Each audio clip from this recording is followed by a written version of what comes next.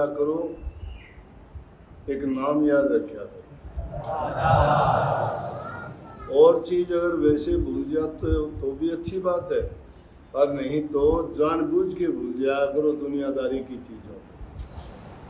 क्योंकि जो दुनियादारी की बात, चीज, विचार और ख्याल हैं, वो सब के सब उड़ जाने वाले हैं। जिन बातों को स्मृति में जो है पुरानी बात याद करोगे, तो जो घटना जिस ढंग से जिस हालात में हुई है वो यूं की त्यों याद करके तुम्हें दुख दे देगी।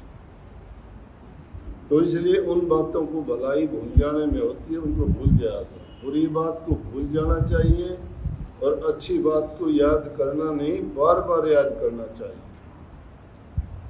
इसलिए कहिए कि नाम को ना भूल जाना।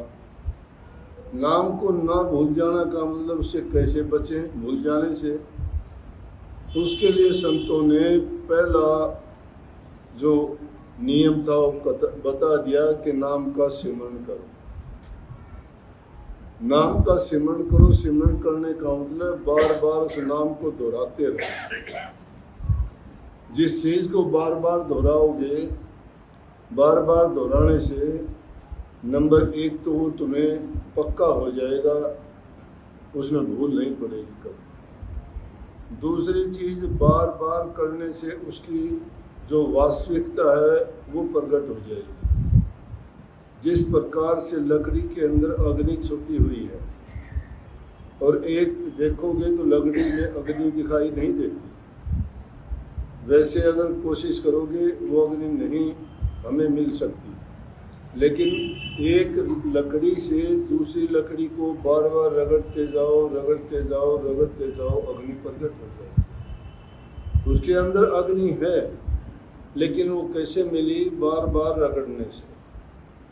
वो छुपी हुई उसकी शक्ति प्रकट हुई उसके रगड़ने से। इसी प्रकार से कोई कह दे कि दूध में, ये तो हम जानते हैं कि मक्खन दूध से निकलता है, कोई आदमी नहीं जानता, उसको नहीं पता, तो वो तो ये भी पूछ लेगा कि आलू पेड़ के ऊपर कहाँ लगते हैं।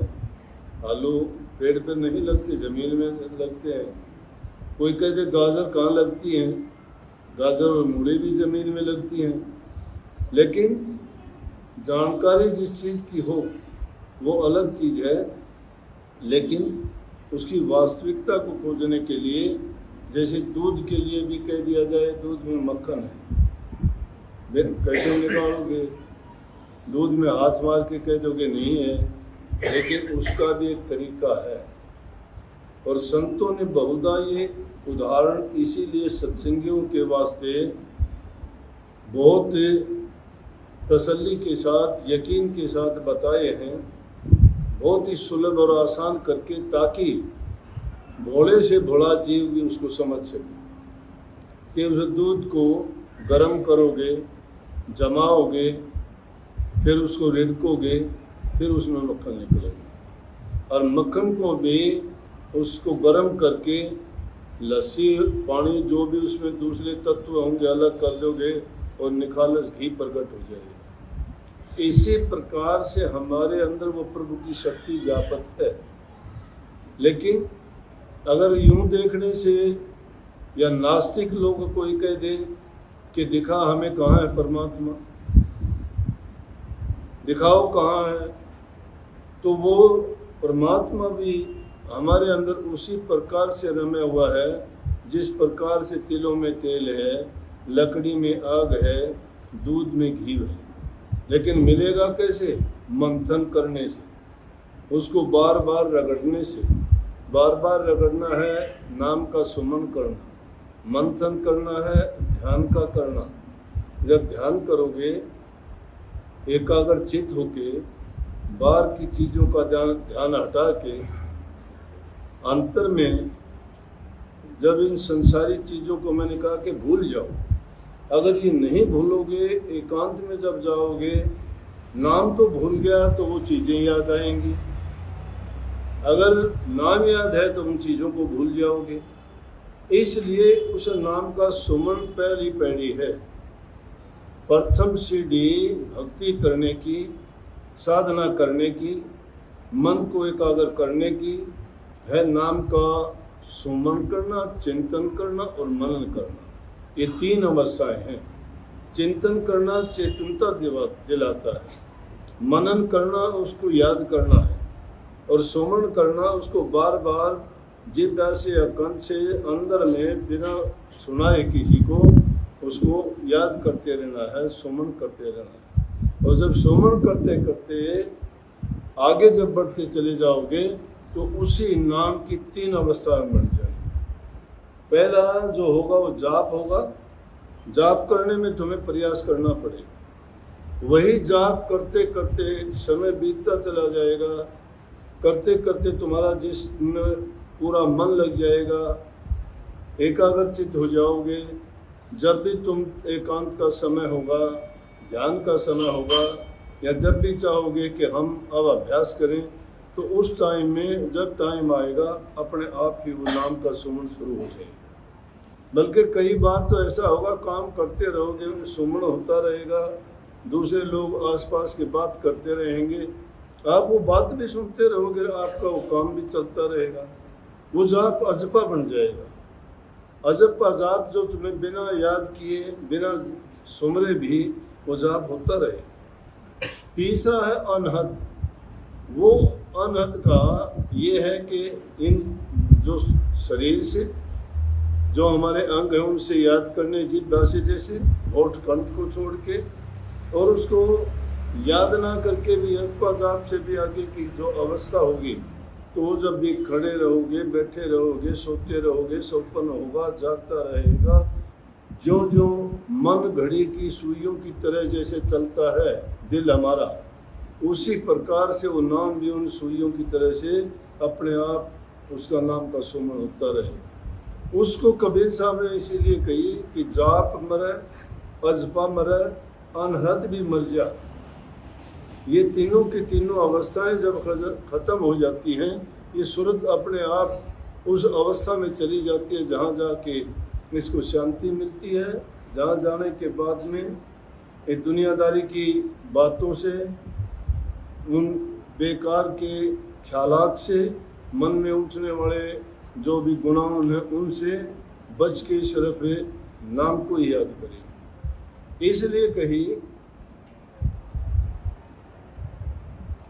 पहले जो शब्द कहा था उसकी ओर लेके जाता हूँ कि संत मिलन को चालिए और तज माया अभिमान, जो जो पग धरनी धरे त्यों त्यों यज्ञ समान। जो जो पग धरनी धरे, अब आप लोग चल के आए हो संतों के मिलन के लिए, सत्संग के लिए, दर्शन के लिए आए हो, लेकिन इस दर्शन पे आने से पहले पग धरना तो दूर की बात है। जब तुमने ये ख्याल किया कि कल हम जाएंगे, कल आश्रम जाएंगे, दर्शन करने जाएंगे, सत्संग सुनने जाएंगे, उसी वक्त से तुम्हारा जो ख्याल बन गया वो सब का सब तुम्हारा सुमरण में गुजरता है, सब का सब तुम्हारा ध्यान में जाता है। कभी उसको बड़ा ध्यान मत समझ लेना कि एकांत में बैठे और वहाँ बैठ के तुम आंखें बंद करके और घूमते रहे 3 लोक में, करवाते रहे घर परिवार के काम, ढूंढते रहे लड़कों के लिए नौकरी, करते रहे खेती बाड़ी को याद, या उसमें वो याद करते रहे कि बच्चों का रिश्ता करना है, उसकी शादी करनी है, उसका ये करना है। वो ध्यान है, ध्यान तो है उन चीज़ों का, लेकिन वो ध्यान नहीं, प्रभु के नाम का ध्यान ही असली ध्यान है। वो कल्याण करने वाली चीज़ है। इसलिए कि कदम रखने से पहले तो तुम्हें बहुत ही पुण्य प्राप्त हो चुका होता है, क्योंकि मन में जब वो ख्यालात शुरू हो लिया, जब इंसान की बुरी भावनाएं बाहर निकलती हैं, जब शुद्ध विचार और शुद्ध भावनाएं मन में आते हैं, अब जाते हो शुद्ध काम के लिए, जाते हो मन की पवित्रता के लिए, जाते हो उपदेश, शिक्षा और सत्संग सुनने के लिए, और ख्यालात मन के बदले नहीं, ख्याल उसी चिंता में है, मन में बातें वही हैं। जब कितनी भी अच्छी जगह में जाके बैठो, हाँ इतना फर्क है, इतना फर्क है। वो तुम्हारा समय जो गुजरेगा, जितना समय तुम्हें मिलेगा, वो तुम्हारा पुण्य का समय, उसका भी तुम्हें अवश्य फल मिलेगा। ये नहीं कि वो निष्फल गया, निष्फल तो इंसान का वो समय जाता है जो संसार की बातों में, निंदा में, दूसरों के जिक्र करने में व्यर्था खो देते हैं उस वक्त को। उसकी कोई कीमत, कोई कदर, कोई महत्व, कोई उसका फल नहीं बनता।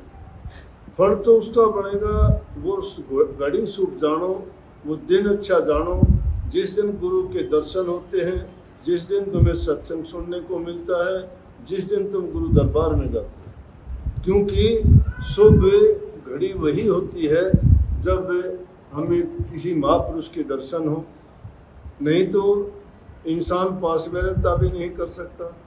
दर्शन का मतलब भी भावनाओं से होता है। मन की भावनाएं हो, पास में बैठे रहो। यहाँ से हम जाते हैं तीर्थों पे स्नान करने के लिए, मन में सोचते हैं कि हमारे पाप दूर हो जाएंगे, और ये भावना लेके जाते हैं तो निश्चित रूप से और कुछ नहीं होता, तो हमारे मन में तो ये होता है कि हमने तीर्थ कर लिया, हमारे पाप कट गए।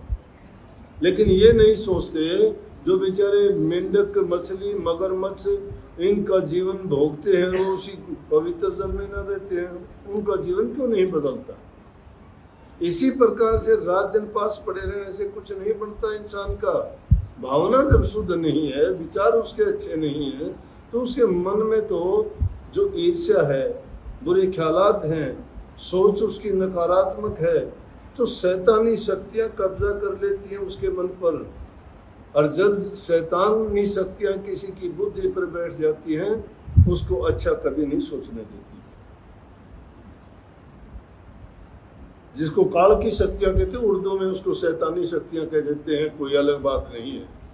तो वो जब काल किसी के सिर पर बैठ जाता है, वो दुष्ट काम करवाता रहता है, उसको शिथिल नहीं रहने देता।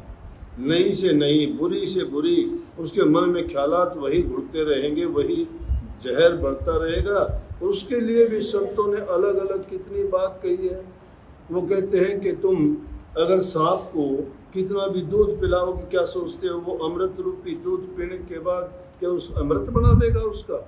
नहीं, क्योंकि वो दूध जो पिया गया वो तुमने जहर में डाला है, और जिस जहर में तुमने उस सांप को दूध पिलाया वो जहर बनेगा, अमृत नहीं बन सकता। इसलिए जब हमारे मन के अंदर ख्यालात बुरे हैं, वो जहर रूपी है, और उसमें अगर सत्संग रूपी उपदेश चला भी गया तो उसको शिक्षा नहीं मिलती, उसके गुण नहीं बदल जाते, उसके अच्छे गुण उसमें नहीं होंगे।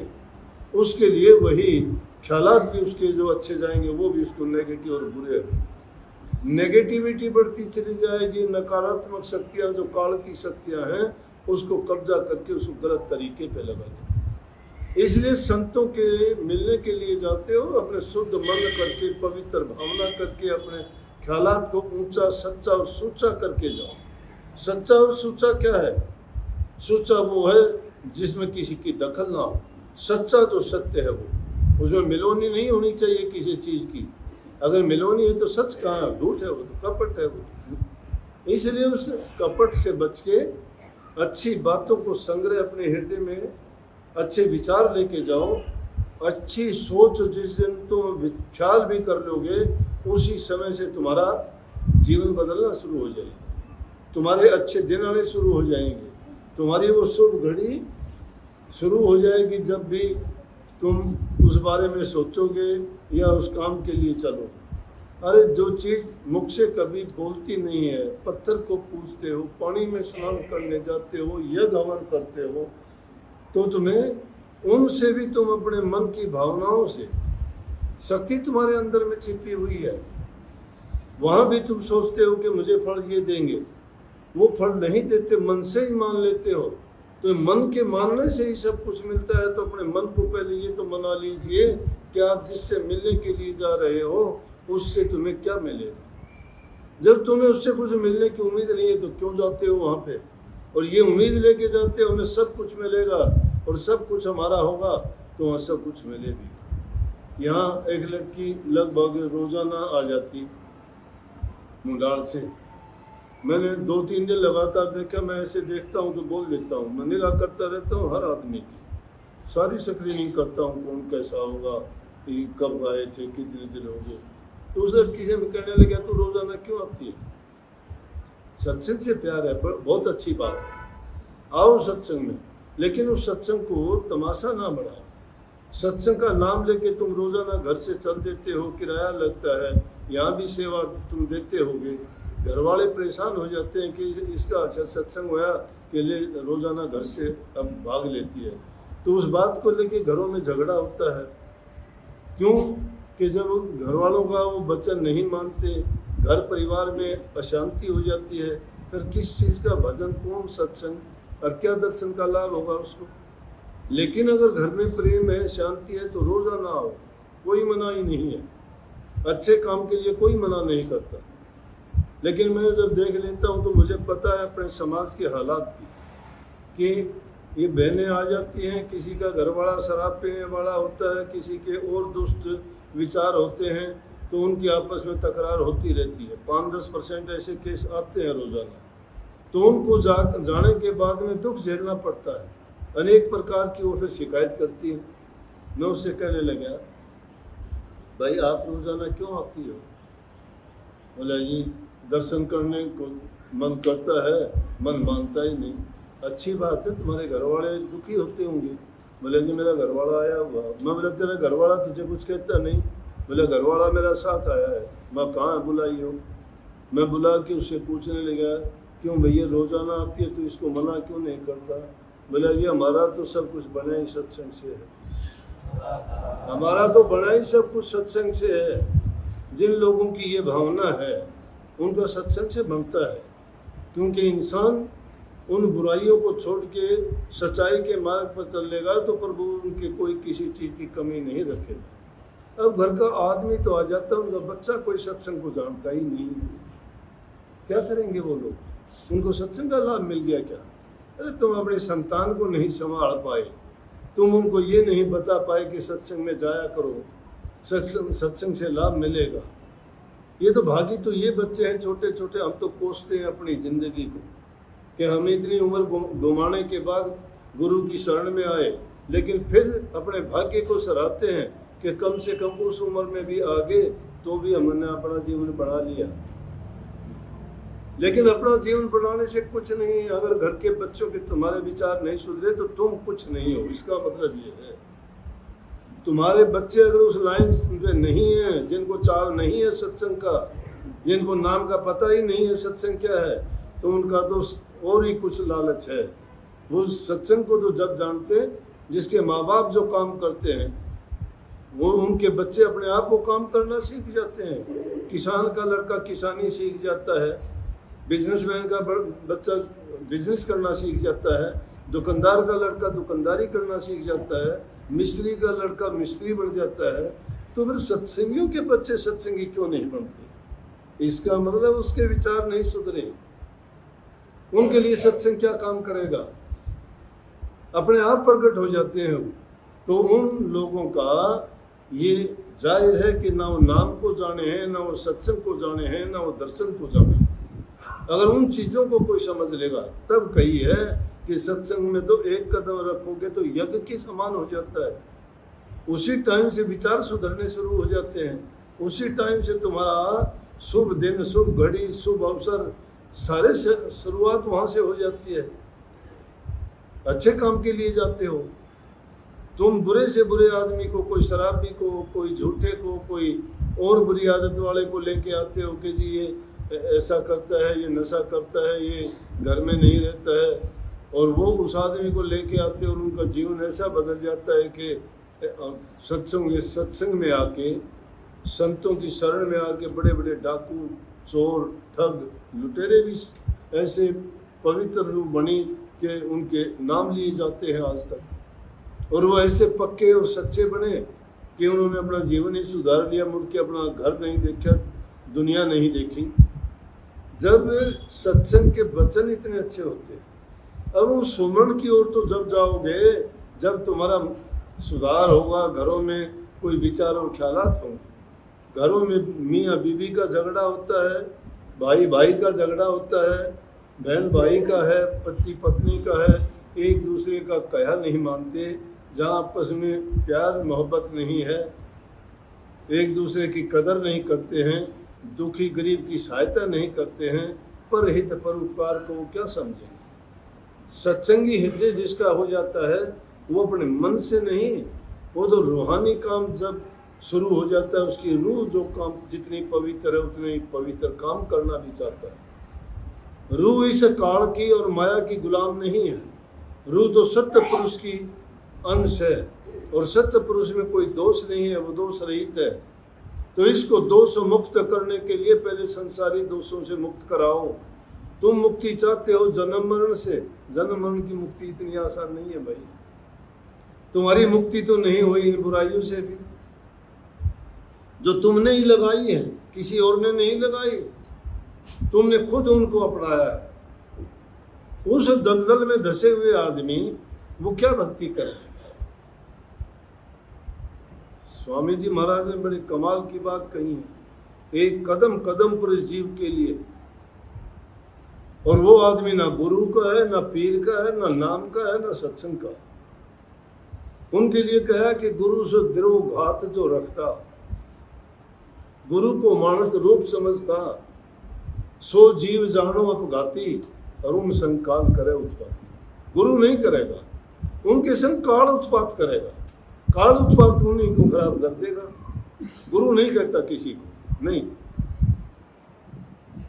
जो गुरु को मानस रूप ही समझते हो तो तुम गुरु के पास आते हो। गुरु के साथ दरो और घात रखते हो तो तुमने तो उसको इंसान भी नहीं मानना है। तुम तो बराबर वाले इंसान से भी दरो घात नहीं करते। तुम्हारे से ताकतवर है तो तुम उससे डरते हो। कमजोर के साथ तुम आदमी रोब दिखाता है, तो गुरु तो बहुत कमजोर है, इसीलिए उसके साथ दरो और घात रखते हो ना, इसीलिए उसके साथ बुरा करना सोचते हो। लेकिन गुरु नहीं करेगा। गुरु को मानस रूप समझता, सो जीव जानो अपघाती। अपघात करने जैसा काम है वो, सुसाइड करना। उनके साथ गुरु नहीं, काल उत्पात करेगा। जो काल शैतान उत्पात करेगा उससे बच नहीं सकता। कर्म का भोग, उसके कर्म का ऐसा रोग बन जाता है कि उसके भोगने से भी पीछा नहीं छूटता। इसलिए नाम वो पवित्र चीज है। उसका सुमरण जो करते चले जाओगे, जिस प्रकार से गंदे वस्त्र को साफ करते हुए बार बार उसको तुम एक बार नहीं, दो बार नहीं, कभी साबुन लगाते हो, कभी उसको हाथ से पीटते हो, कभी उसको किसी पट्टी से पीट के उसके गंद मैल और को दूर करते हो, तब जाके उसकी सफाई निकलती है। इसलिए सदियों से ये मन बहुत ही मलिन हो चुका है और मन की मलिनता ही हमारे बुद्धि, विचार और ख्यालात को बिगाड़ती है। इसको शुद्ध और पवित्र करने के लिए गुरु के चरणों में डाल देना चाहिए। जिस प्रकार से तन मन धन की बाजी लगाते हैं ना, उसका मतलब यही है कि अपने मन को, तन को, धन को गुरु के अर्पण कर दीजिए। गुरु जो ठीक समझेगा तुम्हें दे देगा। धन की जरूरत ठीक समझेगा, धन दे देगा। तुम्हारे मन को पवित्र समझेगा तो तुम्हें ज्ञान दे देगा। और तुम्हारे शरीर को ठीक समझेगा तो उसे कोई उपकार, कोई सेवा, कोई अच्छा कर्म, कोई परहित करवा लेगा। हम थोड़े जानते हैं कि वो क्या करवा लेगा हमारे से। इंसान की क्या बुद्धि है, वो सोच लेगा कि मैं क्या करूं क्या होगा। इंसान तो सिर्फ अपने लालच और स्वार्थ से आगे कुछ सोच ही नहीं सकता। लेकिन जब इन चीज़ों से आगे निकलते हो वहाँ गुरु का ज्ञान शुरू होता है। इसीलिए गुरु की महिमा बार बार जगह जगह गाई गई और कही गई है कि गुरु की शरणाई जब जीव चला जाता है तो उसको फिर ये सोचना नहीं चाहिए कि मेरे साथ ये क्यों है। इसका मतलब गुरु ने जो तुम्हारे साथ देखा है, समझा है, वो तुम्हारे हित की करता है। वक्त आए पर सब ठीक करेगा गुरु, लेकिन तुम्हें देखेगा, परीक्षा लेगा, जांचेगा तुम में कितनी कमी है। हाय तौबा अगर करनी शुरू कर दी तो समझो कि पता लग गया कि बहुत कमी है इसमें। बलक बुखारा के बादशाह जैसे राजाओं को परीक्षा लेने के लिए कबीर साहब ने कितने सालों तक उसकी ऐसी सेवा करवाई कि जिसको आम इंसान भी करना स्वीकार नहीं करता। लेकिन जब उसके लिए योग्य हो गए तो उनको नाम दे दिया। बड़े बड़े धनवान भी जब इस चीज के लिए आए, धर्मदास की कितनी दौलत थी, सारी दौलत लुट की, जब पछताया कि अब क्या करूंगा, धन भी गया, गुरु भी नहीं मिला। लेकिन कबीर साहब प्रकट होके जब वो बिल्कुल गरीब हो चुका, दुनियादारी की दौलत सब खत्म हो चुकी, जब उसको दर्शन देके और उसको नाम देके उसका कल्याण और हित कर दिया। ये तो गुरु समझता है कि किसको किस वक्त में क्या करना है। अगर किसान कच्ची फसल को काट के डाल देगा तो क्या उसको कुछ तो फल मिल जाएगा? फसल के पकने पे ही किसान जानता है कि उसका मूल्य मिलेगा। वो फसल नहीं जानती कि मुझे क्यों काटता है। कच्ची फसल कभी नहीं काटी जाती। इसी प्रकार से गुरु भी अपने शिष्य को उसी प्रकार से सही वक्त की तलाश में, और जब वो उचित समझता है कि अब शिष्य को इस चीज़ की ज़रूरत है, सब कुछ देता है। लेकिन अपने भाग्य को ऐसे ही जो बिगाड़ लेते हैं गलत काम करके, गुरु से विश्वास उठा के, अपने आप पर विश्वास करके, उन लोगों का कभी हित कभी कल्याण नहीं होता। जो आदमी गुरु पर पक्का यकीन और विश्वास रखता है, चाहे 1 मिनट के लिए भजन ना करना, मैं दावे के साथ कहता हूँ उसका भजन अपने आप बन जाएगा। क्यों बन जाएगा? कि गुरु की जो पवित्र भावना है उसको याद करते करते गुरु को उसके विचार अपने आप पवित्र हो जाएंगे। नाम पवित्रता का है, और नाम जब पवित्र है तो हृदय पवित्र होता है। हृदय पवित्र से विचार पवित्रता ब्रह्म ज्ञान है। ब्रह्म ज्ञान के शास्त्रों के श्लोकों से नहीं हो जाता। ये मन के मैल को धोने से तुम्हें वो सफाई होगी। उसकी सफाई जब होगी, ज्ञान लिखा पड़ा है किताबों में, रखी हो, किताबों की अलमारियां भरी पड़ी हैं, उस ज्ञान का क्या मतलब होगा? तुम्हें वो ज्ञान चाहिए जो तुम्हें अब समय में जो तुम्हारे मन के अंदर मलिनता छिपी हुई है उसको साफ कर दे। वो मंत्र चाहिए तुम्हें जो तुम्हारे उन पापों को धो दे। ये पाप तुम्हारे अब के नहीं। इसलिए संतों की शरण में जाने से, उनके उपदेश को सुनने से, उनके दर्शन के करने से जीव की सारी मलिनता दूर हो जाती है और वो पवित्र हृदय होके प्रभु के चरणों में जाने लायक बन जाता है। सब चीज़ों को भूल जाइए, फिर वही लेके आता हूँ। बेशक भूल जाओ दुनियादारी की चीज़ें, गुरु का एहसान नहीं भूलना। नाम बहुत पवित्र चीज़ है। गुरु से जो नाम मिला है, नाम की कीमत कोई दे नहीं सकता दुनिया में, ना आज तक दे पाया है। सबको बहुत बहुत आशीर्वाद। अगर गुरु को दक्षिणा देना चाहते हो तो संत मत की दक्षिणा यह है कि गुरु की आज्ञा का पालन करो।